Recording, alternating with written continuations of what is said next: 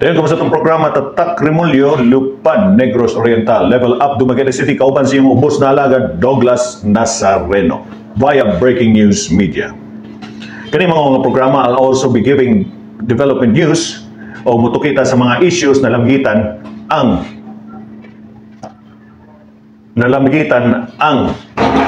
Administrasyong Remulyo. Mga residente ug bantay dagat sa Banilad, napasalamaton kang Mayor Epe Remulyo sa proyekto nga maluwas nila ang sa dakong balod.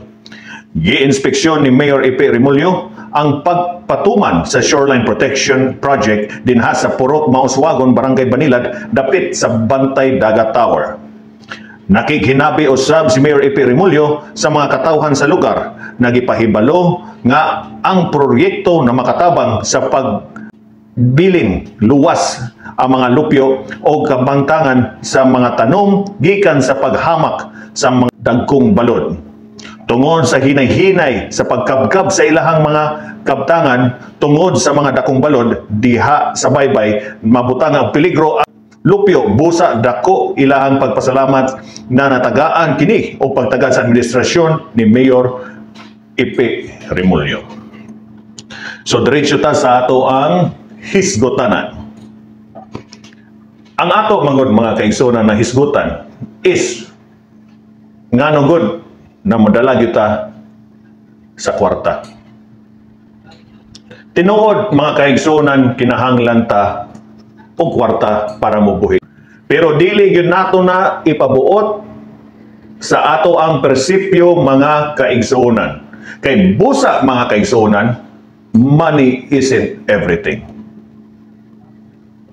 Money, baso mo palit ni mo na tanan kung daghan kay kag kwarta. Baso mo sulsul ni mo na tanan kung daghan kwarta. Pero ang konsensya nimo sa imuhang gipanghimo, mo balik kaninyo. Mauna. So, mga kaigsunan, aduna tay konsensya. Ang dapat nato hunahunahon ang atong mga kauban na mga katawhan na labi na dire sa syudad sa Dumaguete. Naangat na ta sa progreso o kumuhugno na ta tungod sa pagpili nga di mao. Kani manggod mga kaigsunan, maklaro ra manggod nato kay hapit naman ang midterm election. Maklaro gud nato kung asa nata dapit. And maklaro nato how it was developed, how the city was developed by Mayor Felipe Antonio Epe Remulyo. O kanang pag-develop ana dili na madali. Kay kinahanglan man na planuhon, kinahanglan na hunahunahon o kinahanglan na siya comply. Now sa iyang paghunahuna nadali ra kay tungod he thinks outside the box. Muna ang kanang iyang mga hunahuna, iyang mga proyekto, iyang mga programa hunahunahon pus katawhan kanang wala pa na naunsa na guni atong mayor. Tanan lamang gihimo. Unsa naman Then paghitabo, okay ra man di ay. So ang mga katawhan sa Dumaguete na anad sa ingon ana na serbisyo. O kanang mao nga serbisyo na gibuhat ni Mayor Epe Remulyo nga walay sagol o para sa iyang personal na ngilalhan, no? Or personal interest kana mao mga kaigsunan mooy nakapadevelop sa syudad sa Dumaguete. Og nakit-an sa tanan og labi na sa nagusto na mudagan na di ko nung mudagan o niya mudagan po sa nakit-an po niya nga nindot madining Dumaguete. So kaplano po sad siya mudagan. So sa iyang pagdagan umayo. Kaya doon naman siya plano sa pagdagan. Wata kabalo sa iyang plano sa paghatag o serbisyo because you cannot serve matud pa two masters at the same time. Unsa may labot ang two masters at the same time? That means if you want to run for a position like mayor or chief executive of Dumaguete City, your mind has to be set in serving the people, in giving good projects, in thinking not only outside the box, but you have to have the vision and the political will to serve the people of Dumaguete City, mga kaigsunan. Kaya dili mangguni siya, kanay sa paghatag og serbisyo, dili ra mangguni siya sa istorya. Nga ikaw nakatatak ka diha, nagadalakag usa ka title nga mayor, chief executive, mao na sikat na ka. You have to have not only the nerve to serve, but you have to have the heart to serve. You have to have the feel of the people o kabalo kang unsay kinahanglan sa mga katawhan sa Dumaguete. O dili lang puro pagpasalig. Kay kana man gud mga kaigsunan kung kutob ra kas pagpasalig og labi nang naa kay kwarta, dali ra nimo na tinuod na iya giingon. Tunol. O tinuod na, tunol. Pero aduna ba nay paingnan nang imong pag tunol? O naa, makatabang man na tao. Pila ka tawo matabangan na. Pila, una-una agad, daghang kay tao ang Dumaguete. And I bet na dili na maka-compensate ang ingon ana ra kagamay sa serbisyo na kinahanglan nato diri sa Dumaguete. We are class na ta. So, kinahanglan ta muangat. Kung matud pa, walay value sa kwarta, ang makapalit ana, ang makapaangat ana. Kung dili sa paningkamot o sa paghatag o pag-implement o mga projects, mga infrastructures nga importante. Generating projects. And you also have to have the vision to look for ways. Not only mo salig kas kaban, mga kaigsunan, kinahanglan ka mongita kag mga pamaagi kung unsaon ka makakuha og budget. Although adunay budget, unsaon ka makakuha og budget para namo dayon ang maong nga project, mga kaigsunan. So, money isn't everything. We have to choose somebody who thinks outside the box, who thinks for the good para sa mga katawhan dire sa Dumaguete. Dili ta makaingon nga mao na ni siya, kaya ni siya. Kay in comparing both, maingon lamang ta kinsa ko'y makapadayon ani. Kani ba siya na nakapungko o dili mao nga impact ang iyang mga projects na gihatag? O kanang usa kay wala pa man nakapungko, wala pa sa nakapungko, pero aduna na sa iyang plano. Ngano mo balik mata sa karaan? Nga naa may bag-o nga anak pa gyud na ni Mayor Ipe Remulyo. Siya ron ang iyang supakon ang gibuhat sa iyang amahan o nakita pud niya ang paghatag og maayong serbisyo sa iyang amahan sa mga katawhan dire sa syudad sa Dumaguete, mga kaigsunan. So what is there to lose? So ang iyang main target, kay bata pa siya kayo, mas lapad pa ng iyang vision para magbutang o mga good projects dire sa syudad sa Dumaguete. O wala na siya halo mga binuang, kay wala man na niya. Kay nga naman, kay he is also professional enough for that. Kabalo siya sa balaod. Niyang maingon, ano di kung kabalo sa balaod? Wala na. Kay wala na niya. Wala. Ganit siya nga samot niya. Kay wala man siya tudloy ingunana. O although nakakita na siya ingunana, nagway kay diha man na siya sa Congress ka trabaho. As Chief of Political Affairs, he even knows of a congressman who's not working and he knows of which congressmen are doing their jobs, mga kaigsunan. Believe me. He knows all of that. But he's just keeping quiet. Kay dili man siya ingunana klaseng tao. Pero ang ako rang kung bulot ipadulot, mga kaigsunan, let's put our priorities first. Money isn't everything. We can work for money in a good way. And most likely, kung musaka ang ato ang progreso as like now, kita man ka, dakan kay mga establishment. Adunay extension diya sa dalan, no? Abot man ta sa Siliman Beach, dakan kay naninda diya. Katong wala pa na gi-develop na, gi-kontra man na. Kay dili kuno maayo. Aduna ba na? Unsa may nahitabo dito dapita? Aduna pa yung mga establishment? Kinsa may mubutang og establishment diya? Nang wala man kay tao og karon kay na class second class naman ta. So, niangat gyud ta mga kaigsunan. Hasta mga establishment, hasta ng mga tao gusto na mo invest dire. For in fact, soon adunay dako kayo mga hotels dire. Unya kung mohitabo nga dili magpadayon ang pag-angat ani, unsa naman? No? Unsa naman? Mapundo ta? Na pa ba gusto mo invest? Wala na. What is there to invest? That's why Mayor Ipe is already expanding. Adunay mga diversion roads, no? Expanding to Buhong Pandan. Makita ninyo, no? Magwapo na kayo ang dalan dito. Kay he knows na kung mosaka na ang class sa city, he knows plenty will want to live here. Plenty will want to retire here. Plenty will enjoy coming to Dumaguete City. It is possible, mga kaigsunan, na we can aim high. It is possible, mga kaigsunan, that we can level up. Nothing is impossible basta sakto ang ato ang leader. Mao na siya, mga kaigsunan. Money, progress will come.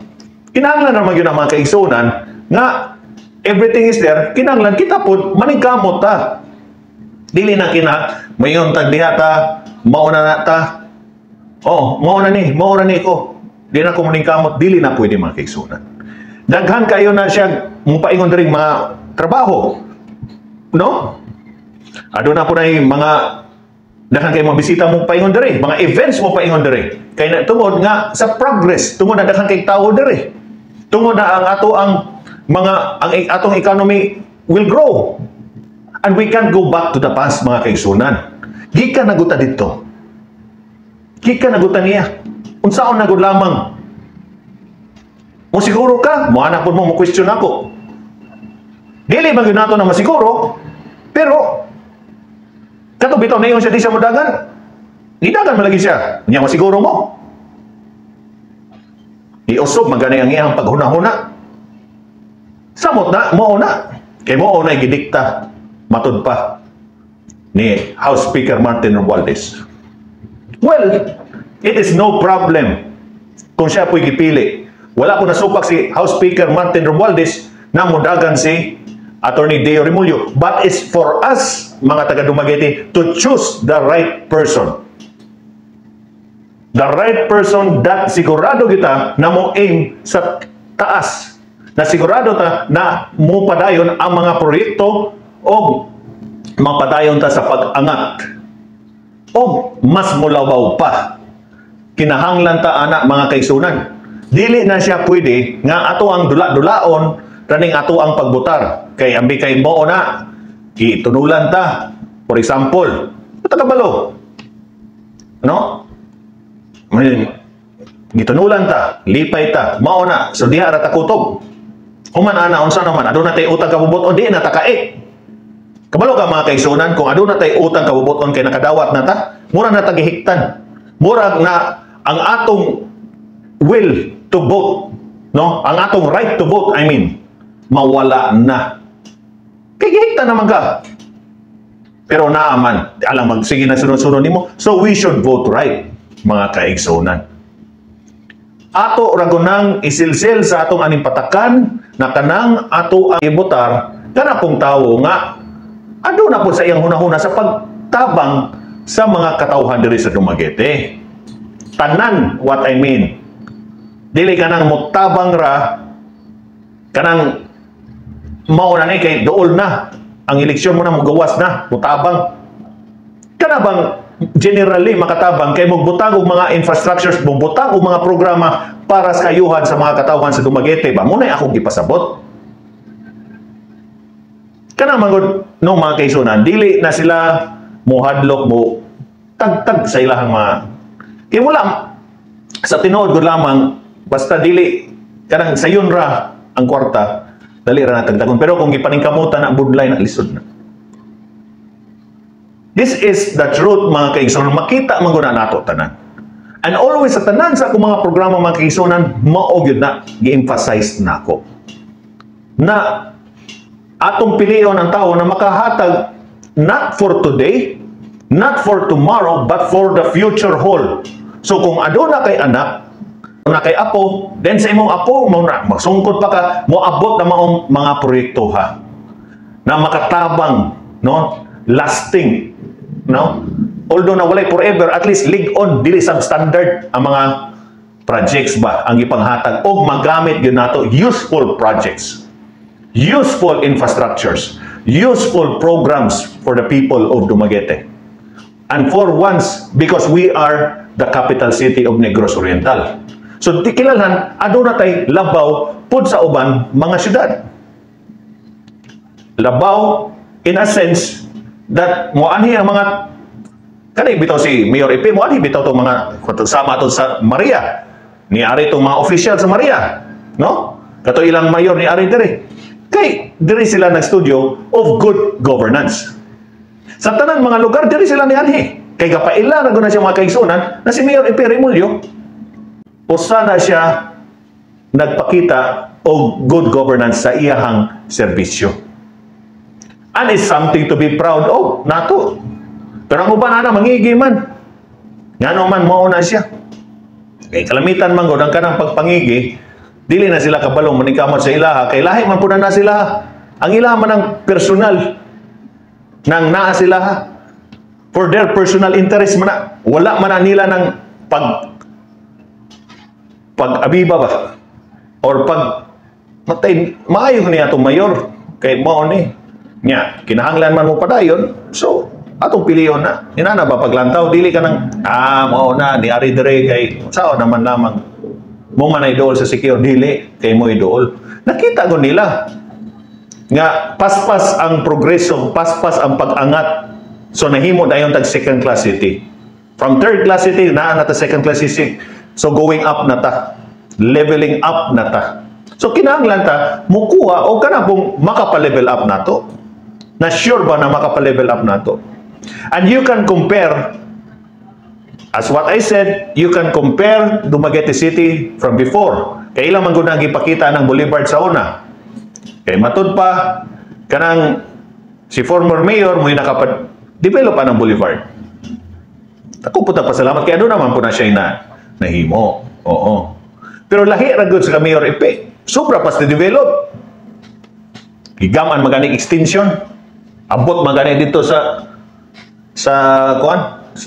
mouth of the river dito gani niabot magani dito asa ka na kung nagpundo rata atong developer dili man na ganahan man si Mayor Epe nga shoreline protection kay unsaon na lamang tong paggama atong boulevard na sige man tong gihapak og balod di ba niya pag-abot sa balod usay mo abot sa dalan di wala maka-walking pero karon tungod anang extension diya tungod na shoreline protection diha.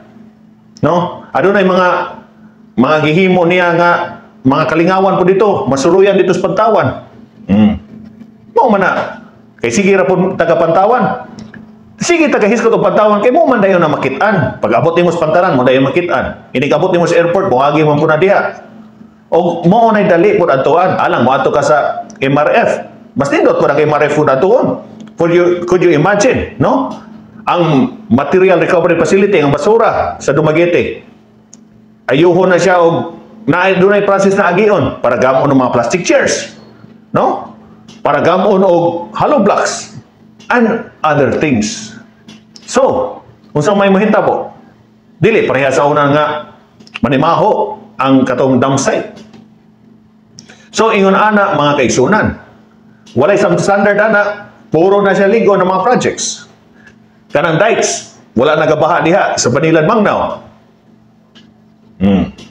Kisa man na, nakakay reklamo niya, sige gabaha, pila ka kuan, minuto ra mo baha dayon, pero karon aduna ba?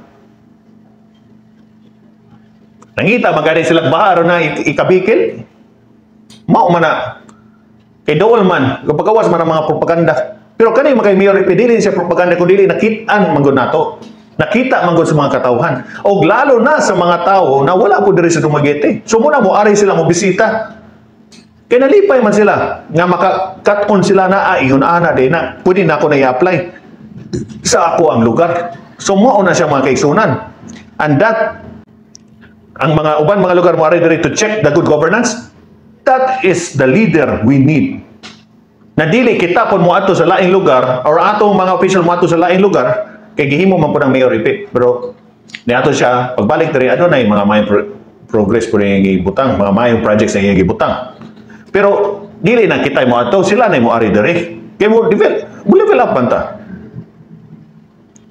It is possible, no, ni Attorney Deo Remulyo, makahatag nato sa ingon ana, mo level up yun ta ana. Kay, naa naman na niya, he is responsible enough. He knows what and he knows the don'ts, he knows the do's. Kabalo siya. He knows how to do good governance. Nakita na niya. Gistudyuhan na niya. he is not new to it. Maybe people are new to him, kay bago ra sila nakadungog niya. Pero sa pagkita ninyo, naara na niya ang pagtabang sa mga katawhan. Pareha nang iyang i-branch out ang alagang tingog dire. No? Mao na siya. O kauban sa iyang Vice Mayor soon pohon nga si Councilor Carissa Tolentino Maxino. Now, speaking about the Alagang Tingog Center, sa mga daghan man kay nangutana, unsa kuning Alagang Tingog? Now, Alagang Tingog Center, mga kaigsunan, no, is a program together with the Department of Social Welfare. And it's kaning mga program was branched out, or for in fact, mo na siya principal dire sa Alagang Tingog Center dire sa Dumaguete City. Mo na si Attorney Deo Remulyo. Kay kana si Attorney Deo Remulyo, mga kaigsunan, he's working for Speaker Martin Romualdez of Congress. O kana si Speaker Martin Romualdez of Congress, sila mga Romualdez or yung wife mo nasa Tingog Party List. So kaning Alagang Tingog Center, aduna sila mga assistants. Now, how did it come to be na niabot siya dire? Kay tungod man sa gugma ni Attorney Deo Remulyo, o tungod na ganahan ko siya mutabang sa mga katawhan dire sa Dumaguete City, iyang gi-branch out na sa Dumaguete. Now, unsa may mga assistants na mahatag sa Alagang Tingog Center? Adunay AX or for the laboratory request. Now, adunay mga request, magkalisod ka, taga Dumaguete ka, pwede ka mo ato dito sa Alagang Tingog Center. Now, ang inyong kinahanglan dalon sa laboratory request is the medical request, the charge slip, the medical certificate, the barangay certificate of indigency, valid ID sa pasyente na og sa ga-process, an authorization letter from the patient. Now, unsaon naman kung dili ka pirma ang pasyente, aduna may thumb mark, mga kaisunan. And not only for the laboratory request, aduna po'y burial assistance. Now, what do I need? No, unsa may kinahanglan nimo para i-process ang burial assistance? Of course, the death certificate, funeral contract, barangay certificate of indigency. No, kinahanglan indigent para mangnis mga kabos. Okay, siyempre di man guna makawat sa mga kabos na mga pagpangilalhan. Okay, kakalisod. And valid ID of the patient and ikaw po na ang ga-process. Now, unsaon naman kung walay ID? O pwede man sa nang imuhang barangay certificate, pero mas maayo kung aduna goy ID. That's part of the mga documents na para i-process. Aduna siya medical or medicine assistance. Now, medicine assistance, kailangan ka prescription of medicine or ang reseta with price now, kinahanglan adunay presyo. Then, medical certificate, barangay certificate of indigency, valid ID, patient and ikaw po i-process, an authorization letter.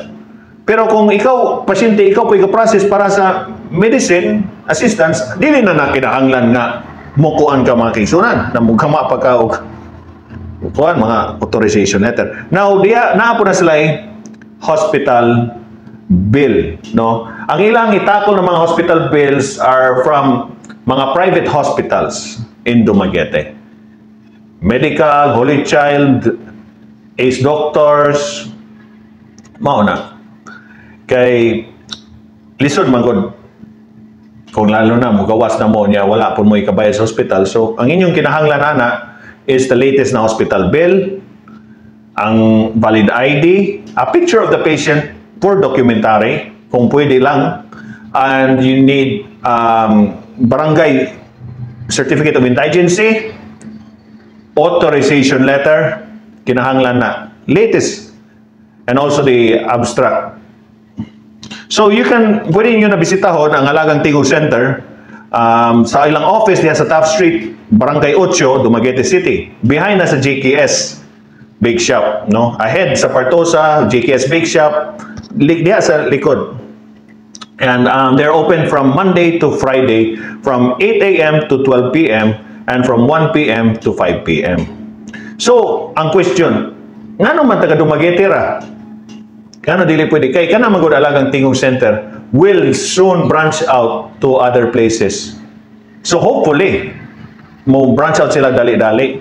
Pero kani magud sa alagang tingog center, although they also tackle people who are not from Dumaguete, but not to the full extent. O pwede po na ninyo na ipangutana dito sa alagang tingog center o unsa man ang ilahang maikatabang ninyo kung dili mo gapuyo diri sa Dumaguete. So dili na siya ingon nga propaganda. Aduna na siya diha. Dako kay nagkatabang sa mga tao diri sa Dumaguete. And that is made possible by Attorney Deo Remulyo, mga kaigsunan. You see? Wala pa siya, pero aduna siya gibutang nga dako kay impact sa mga tao diri sa Dumaguete. Pareha siya amahan mga projects dako kayong impact.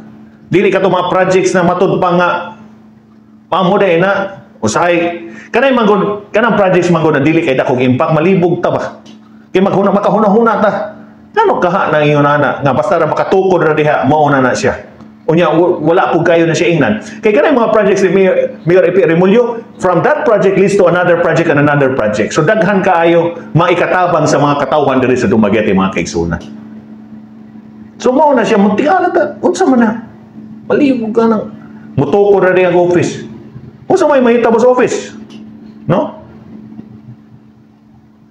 Is it generating projects? No? Kanang makakuan sa, gayon sa ato ang syudad? Dire? Ana ba? Mindset rata sa maayo. Di rata mo padala sa mga, unsay mga sulsol, unsay mga kuan kay, it's not everything, believe me. We can think and we can develop if we choose the right leader. We know who it is and we know how they can help us. So wala natin igong oras. Salamat sa iyong paglantaw sa itong programa. Tatak Remulyo, Lupad Negros Oriental, Level Up Dumaguete City. This has been Douglas Nazareno via Breaking News Media. Good night.